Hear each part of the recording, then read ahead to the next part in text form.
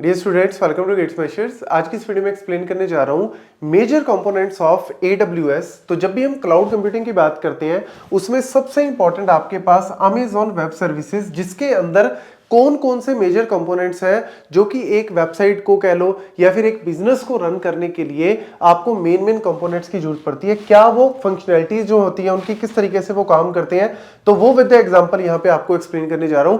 वैसे तो AWS के अंदर तकरीबन 100 के अराउंड जो है वो कंपोनेंट्स होंगे, तो सबको लर्न करने की जरूरत नहीं है, लेकिन मेजर जो कंपोनेंट्स हैं उनके बारे में पता होना चाहिए, क्योंकि इंटरव्यूज वगैरह में या कॉलेज यूनिवर्सिटी एग्जाम में वहां पे आपसे पूछा जा सकता है, तो इसलिए इंपॉर्टेंट है। यहां पे अगर हम बात करें, सबसे पहली जो सर्विसेज आती हैं हमारे पास क्लाउड में, देखो सबसे पहले हम लोग बात करते हैं कि कंप्यूटेशन सर्विसेज की या फिर स्टोरेज सर्विसेज की या फिर नेटवर्क सर्विसेज की। सबसे मेन कंपोनेंट्स यही आते हैं क्लाउड के अंदर, जो मैक्सिमम कंपनीज जो है वो यूज करती हैं। मतलब क्लाउड क्यों लेती है कोई कंपनी, क्योंकि या तो उनको क्या चाहिए होता है, कंप्यूटेशन सर्विस चाहिए होती है। मतलब मेरा कोई भी for example e commerce website का एग्जांपल ले लो, या आप अपने बिजनेस का एग्जांपल ले लो कि आपको अपनी वेबसाइट रन करवानी है, ऐप रन करवानी है, तो कहीं ना कहीं आपको उसको रन करवाने के लिए उसके कोड को, लेट्स सपोज वो PHP में है, .NET में है, Node.js में है, जावा में है, पाइथन में है, what ever the code independent, मतलब यहां पे कोड से कोई फर्क ही नहीं पड़ता। It support all kind of programming language. तो उस जिस भी प्रोग्रामिंग लैंग्वेज में आपकी वेबसाइट, आपका सॉफ्टवेयर बना है, उसको रन करने के लिए कोई ना कोई कंप्यूटेशन तो चाहिए, क्योंकि everything is run by what, हर चीज जो भी रन करते हैं वो प्रोसेसर के थ्रू रन होती है। तो यहां पे मेरे पास प्रोसेसिंग पावर के लिए क्या है, कंप्यूटेशन सर्विस, और उसमें सबसे इंपॉर्टेंट आ जाती है जी आपकी Amazon EC2, that is elastic computer cloud. तो इसके ऊपर आप क्या करोगे, वर्चुअल सर्वर्स बनाए हुए हैं, वर्चुअल सर्वर्स के ऊपर आप अपना कोड जो है, जो डायनामिक कोड है, उसको यहां पे रन करो। एक तरह से आप कह सकते हो कि आपकी वेबसाइट जो है वो कहां पे रन हो रही है, इन सर्वर्स पे रन होगी। अब यहां पे जब वो रन होगी तो यूजर्स जब उसको यूज करेंगे तो ऑब्वियसली वो किसके थ्रू यूज कर रहे हैं, EC2 के थ्रू जो है वो सारी कंप्यूटेशन यहां पे डन होगी। ऐसे ही हमारे पास आ जाता है जी AWS लैम्डा। AWS लैम्डा एक अलग यहां पे कंपोनेंट है, ये अलग कंपोनेंट है, मतलब आप इसके थ्रू भी कर सकते हो या फिर AWS लैम्डा के थ्रू कर सकते हो। यहां पे मेजरली क्या फर्क आता है, ये बहुत ही इंपॉर्टेंट है, सर्वरलेस कंप्यूटिंग। यहां पे हमने सर्वर्स के ऊपर जो है वो सारा काम किया है। यहां पे क्या है, कुछ कंपोनेंट्स ऐसे होते हैं, जैसे फॉर एग्जांपल मैसेजेस भेजने, आपने किसी बंदे ने कोई प्रोडक्ट खरीदा आपकी कंपनी से, उसके बाद आपने उसको कंफर्मेशन के लिए ईमेल भेजा या टेक्स्ट मैसेज भेजा, तो इन चीजों के लिए आपको सर्वर के रन करने की जरूरत नहीं है, तो आप वहां पे पैसा बचा सकते हो। तो सर्वर्स को रन किए बिना आप कॉन्फ़िगरेशन कर सकते हो, तो इसीलिए इसको बोलते हैं सर्वरलेस कॉन्फ़िगरेशन। तो आपका जो है वो एक तरह से to run code without provisioning the servers. यहां पे आपने सर्वर्स को प्रोविजन किया, सर्वर्स को लिया, फिर उसके ऊपर कोड रन कर रहा है, वो सारी चीजें यहां पे विदाउट सर्वर। देन उसके बाद अगर हम बात करें, बट ये सारी चीजों के लिए ना कुछ कंपोनेंट्स, कुछ चीजें जो है वो इसके थ्रू रन की जा सकती है। मेजरली आपको EC2 का ही यूज करना पड़ेगा। देन अमेजॉन इलास्टिक बीनस्टॉक, ये भी बड़ा इंपॉर्टेंट कंपोनेंट है। ये प्रोवाइड करता है प्लेटफॉर्म एज ए सर्विस। क्या बोल रहे हैं यहाँ पे, प्लेटफॉर्म एज ए सर्विस। इसका मतलब क्या है, आपके पास कोड है, आपके पास कोई सॉफ्टवेयर, कोई वेबसाइट का कोड है, तो आपको जो मर्जी प्रोग्रामिंग लैंग्वेज में वो कोड बना हुआ है, आपको कुछ भी नहीं करना, ना आपको सर्वर प्रोविजनिंग करनी, ना उसके ऊपर लोड करना, नथिंग।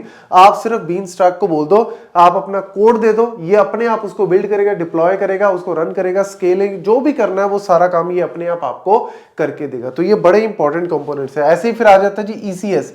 ये कंपोनेंट जो है वो एक तरह से कंटेनराइजेशन को सपोर्ट करता है। तो बेसिकली यहां पे आपको समझना क्या है, इंपॉर्टेंट चीज यहां पे क्या है कि जब भी हम फॉर एग्जांपल कोई भी वेबसाइट है, कोई भी आपकी सॉफ्टवेयर है, उसको जब हमने रन करवाना है, तो सबसे पहले EC2 के थ्रू अगर हम कर रहे हैं, तो वो क्या कर रहा है, सर्वर्स की प्रोविजनिंग कर रहा है। तो सर्वर्स के अंदर क्या चल रही है, virtual machines, operating system run हो रहा है, उसके ऊपर आपका एप्लीकेशन कोड जो है वो सारी चीजें रन हो रही है।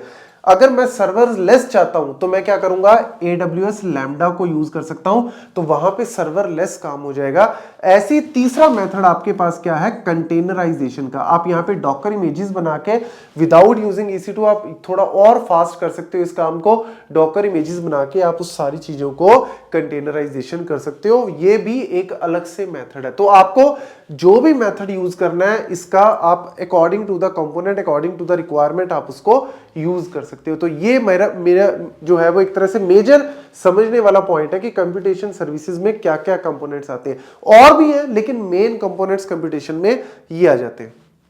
देन स्टोरेज, अब आपने फॉर एग्जांपल कोई कोड रन कर दिया, ठीक है, कोड आपने अपना रन कर दिया, तो कभी भी कंप्यूटेशन जो है वो बिना स्टोरेज के तो होगी नहीं, तो स्टोरेज तो आपको चाहिए चाहिए। स्टोरेज यहाँ पे मेजरली कैसे चाहिए, फॉर एग्जांपल वही वेबसाइट वाला एग्जांपल ले लो, कोई ई कॉमर्स का एग्जांपल ले लो, उसमें आपने क्लोथ्स है, शूज है, बहुत सारी चीजें आप बेच रहे हो, तो उनकी क्या होंगी, कुछ स्टैटिक डेटा होता है, जैसे HTML CSS का डेटा है, इमेजेस है, तो वो जो स्टेबल डेटा है, जो स्टैटिक डेटा है, वो आप लोग क्या कर सकते हो, S3 के ऊपर लोड कर सकते हो, तो फास्टर डेटा की प्रोसेसिंग और ये सारे काम हो सकते हैं। Then Amazon EBS, elastic block store. So basically जो EBS है वो किसके साथ, EC2 के साथ काम करता है, मतलब EC2 में हमने अपनी वेबसाइट वो सारी चीजें जो है वो उसके ऊपर लोड कर दी है, उस सर्वर के ऊपर चला दी है, लेकिन अब मेरे को ये जो स्टोरेज प्रोवाइड कर रहा है, क्योंकि उसमें इमेजेस होंगी, वीडियोस होंगी, टेक्स्ट होगा, कोई ना कोई फाइल्स होंगी, उस सारे डेटा को फास्ट एक्सेस करने के लिए, स्टोर करने के लिए जो है वो एक तरह से EC2 के साथ पैरेलली काम करता है आपका EBS। देन अगर मैं बात करूं यहाँ पे Amazon ग्लेशियर, ये जो सर्विसेज प्रोवाइड कर रहा है, ये बेसिकली आर्काइव या फिर लॉन्ग टर्म बैकअप्स के लिए, क्योंकि ऐसा नहीं है, जब भी कोई कंपनी रन करती है अपने ऑपरेशंस, एक तो डेली जो ट्रांजैक्शंस हो रही हैं, डेली जो चेंजेस हो रहे हैं वो इंपॉर्टेंट है, लेकिन जो एक महीने पहले ट्रांजैक्शंस हुई थी, क्या मैं वो सारा डेटा डिलीट कर दूं, नहीं, वो डेटा भी मेरे पास होना चाहिए। तो वो डेटा जो है वो एक तरह से क्या होता है, बैकअप्स में, आर्काइव्स में, वहां पे स्टोर किया जाता है। और ये एक्चुअल में अलग से क्यों बनाया जाता है,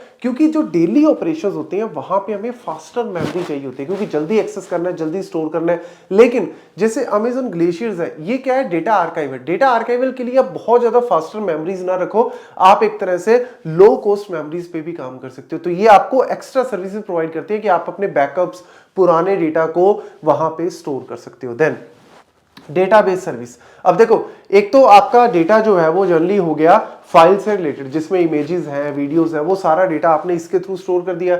दूसरा आपके पास डेटा आ जाता है रिलेशनल डेटाबेस, जहां पे टेबल्स की फॉर्म में डेटा स्टोर है। तो टेबल्स की फॉर्म में डेटा स्टोर करने के लिए हम लोग यूज करते हैं RDS, रिलेशनल डेटाबेस सर्विसेज। तो जो डेटा आपका टेबुलर फॉर्म में है, वो सारा का सारा डेटा जो है वो आपका RDS के थ्रू आप मैनेज कर सकते हो। सिंपल सा एग्जांपल है कि जैसे आप कोई भी आपका ई कॉमर्स वेबसाइट का एग्जांपल ले लो, उसके अंदर आपने बहुत सारी इमेजेस जो है वो डाली हुई है, किसी ना किसी कपड़े की, शूज की, पैंट्स की, जीन्स की, इस तरीके से बहुत सारी इमेजेस है। बैकएंड पे आपने वो सारा टेबुलर फॉर्म में डेटा रखा हुआ है कि कोई भी बंदा क्लिक करेगा किसी इमेज पे तो तुरंत उस इमेज के थ्रू जो है वो price of that particular shirt या price of that particular pant या फिर उसका जो प्रोडक्ट का साइज है, वो सारी इंफॉर्मेशन जो है वो पूरी की पूरी आपको शो कर देगा। तो यहाँ पे RDS जो है वो रिलेशनल डेटाबेस के लिए यूज किया जाता है। जो DynamoDB है, ये NoSQL के लिए, ये हो गया आपका स्ट्रक्चर डेटा के लिए। आपका NoSQL डेटाबेस के लिए, उसके लिए आप लोग जो है वो DynamoDB का यूज कर सकते हो। तो बेसिकली हर एक, आप कह सकते हो हर एक यूसेज के लिए इन्होंने कंपोनेंट्स को डिजाइन किया हुआ है। जब आप बात करते हो SQL की तो वहां पे RDS का वर्क हो जाता है, जब आप बात करते हो NoSQL की वहां पे DynamoDB की बात आ जाती है, जब हम लोग बात करते हैं सर्वरलेस कंप्यूटेशन की तो वहां पे लैम्डा की बात आ जाती है, जब हम कंटेनराइजेशन की बात करते हैं तो उसकी, आपके एक तरह से हर एक रिक्वायरमेंट के हिसाब से इन्होंने कंपोनेंट्स को डिजाइन किया।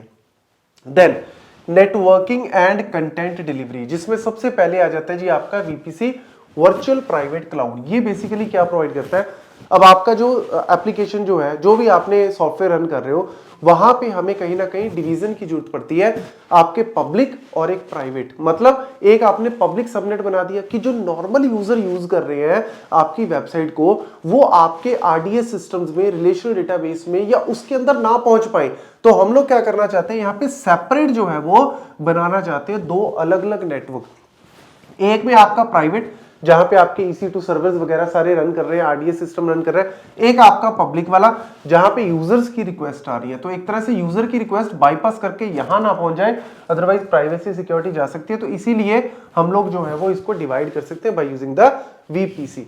देन आ जाता है जी आपका Amazon क्लाउड फ्रंट।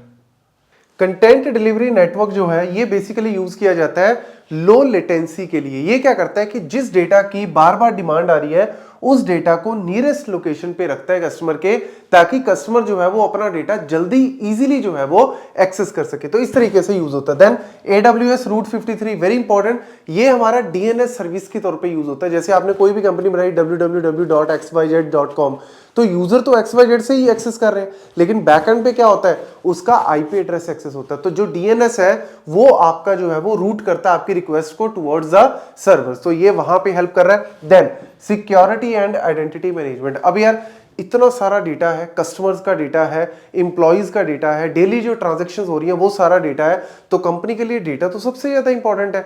तो ऑब्वियसली क्लाउड में वैसे भी सिक्योरिटी सबसे बड़ा जो है वो इशू रहता है, इसीलिए जो क्लाउड प्रोवाइडर सबसे बेटर सिक्योरिटी प्रोवाइड करेगा, कहीं ना कहीं आने वाले टाइम में उसका जो है वो आप कह सकते हो दो मेन फीचर है। अगर जो क्लाउड प्रोवाइडर सबसे ज्यादा सिक्योरिटी अच्छी प्रोवाइड करेगा, दूसरा जो AI और ML को मर्ज कर देगा, वो सबसे ज्यादा जो है वो हिट रहेगा आने वाले टाइम में।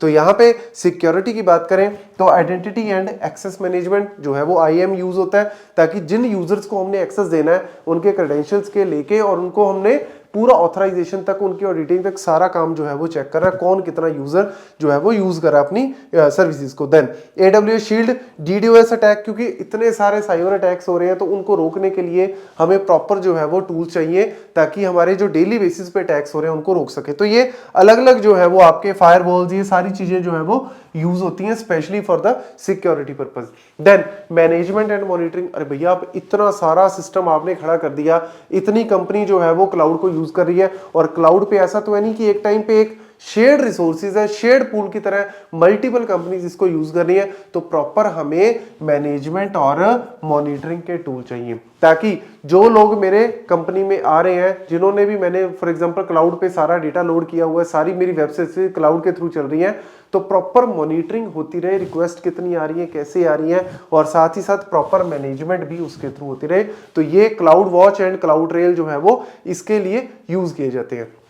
देन डेवलपर टूल्स, स्पेशली अगर मैं बात करूं यहाँ पे जो हमारा आज के टाइम पे बड़ा फेमस चल रहा है डेवऑप्स। तो डेवऑप्स का बेसिकली काम क्या होता है कि सारी चीजों को ऑटोमेट करना, ऑपरेशंस जो हो रहे हैं डेवलपमेंट से ऑपरेशन तक के काम को इजी करना, तो ऑटोमेट कर देता है जो हमारा continuous integration and continuous development वाला जो प्रोसेस है। क्योंकि बार बार जो भी चेंजेस आ रहे हैं आपकी ऐप के अंदर, जो भी आपकी वेबसाइट के अंदर अपडेशंस हो रहे हैं, वो ऑटोमेशन करने के लिए, ताकि जो भी आप बिल्ड कर रहे हो उसको डिप्लॉय करना है, वो सारी चीजें बैकएंड पे पाइपलाइन के थ्रू होती रहती हैं ऑटोमेटिकली। तो इसलिए आपका जो है वो कोड पाइपलाइन, कोड बिल्ड, ये सारे जो है वो अलग अलग टूल्स यूज किए जाते हैं। Then machine learning.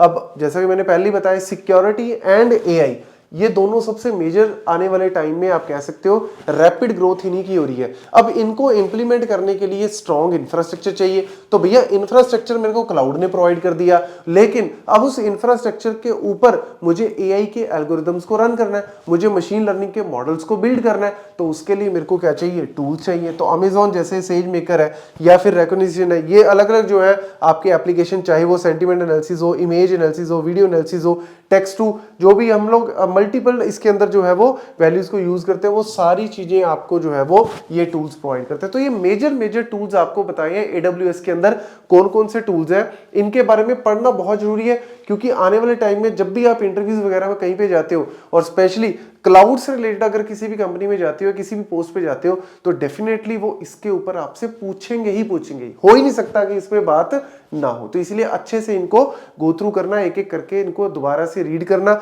और इनको डिटेल में थोड़ा पढ़ना स्टार्ट करो। Thank you.